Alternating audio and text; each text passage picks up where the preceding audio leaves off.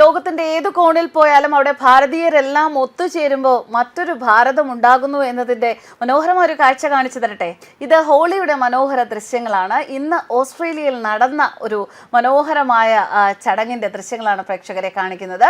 ഓസ്ട്രേലിയയിൽ 10,000-കണക്കിന് ആളുകളാണ് ഈ ഹോളി ആഘോഷത്തിൽ പങ്കെടുത്തത്. അവിടുത്തെ ഇന്ത്യൻ കമ്മ്യൂണിറ്റിയാണ് ഈ ആഘോഷം സംഘടിപ്പിച്ചത്. ഈ ചടങ്ങിൽ വിവിധ രാജ്യക്കാർ ഹോളിയുടെ നിറക്കൂട്ടുകളിൽ അലിഞ്ഞ് വർണ്ണ നൃത്തം ചെയ്യുന്ന കാഴ്ചകളാണ് പ്രേക്ഷകർ കാണുന്നത്.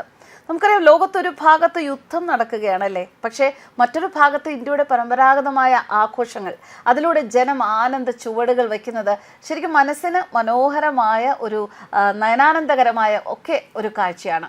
ഓസ്ട്രേലിയയിലെ പെർത്തിലാണ് ഹോളി ആഘോഷം നടന്നത്. ഇന്ത്യക്കാരുടെ ആഘോഷത്തിന് എല്ലാ സഹായവും ചെയ്തു കൊടുത്തുകൊണ്ട് പെർത്ത് സിറ്റി കൗൺസിൽ ലോക്കൽ ഗവൺമെന്റും ഉണ്ടായിരുന്നു. ഇതിനായിട്ട് സൗകര്യവും സാമ്പത്തിക സഹായവും ഒക്കെ ലോക്കൽ ഗവൺമെന്റ് ചെയ്തു നൽകി.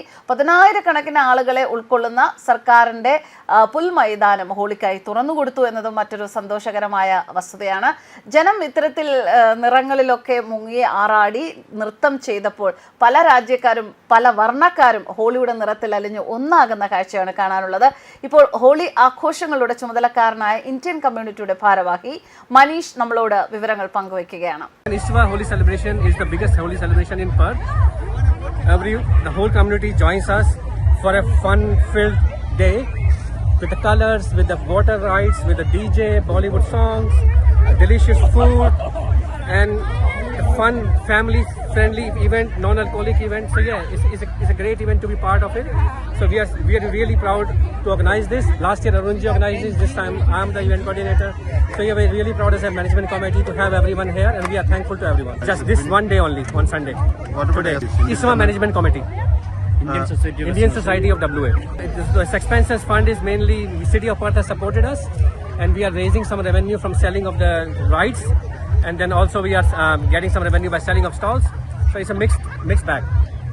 മറ്റൊരു രാജ്യത്ത് ഇത്ര മനോഹരമായ രീതിയിൽ, ഇത്ര വിപുലമായ രീതിയിൽ ഒരു ഇന്ത്യൻ ആഘോഷം നടക്കണമെങ്കിൽ അവിടുത്തെ സർക്കാർ മുൻകൈയെടുത്ത് സഹകരിക്കണമെങ്കിൽ അത് ഇന്ത്യക്കുള്ള അംഗീകാരമാണ്. ഇന്ത്യക്കും ഇന്ത്യക്കാർക്കും ഇന്ത്യൻ സംസ്കാരത്തിനും ഉള്ള അംഗീകാരമാണ്. ലോകത്ത് എവിടെ പോയാലും എല്ലാ ഇന്ത്യക്കാരും ഒറ്റക്കെട്ടാണ് എന്നുള്ള ആ ഒരു ചിന്ത അവരിൽ ഉളവാക്കുന്നത് ഇത്തരത്തിലുള്ള സംസ്കാരവും ഇത്തരത്തിലുള്ള ആഘോഷങ്ങളുമാണ്. News desk കർമ്മൻസ്.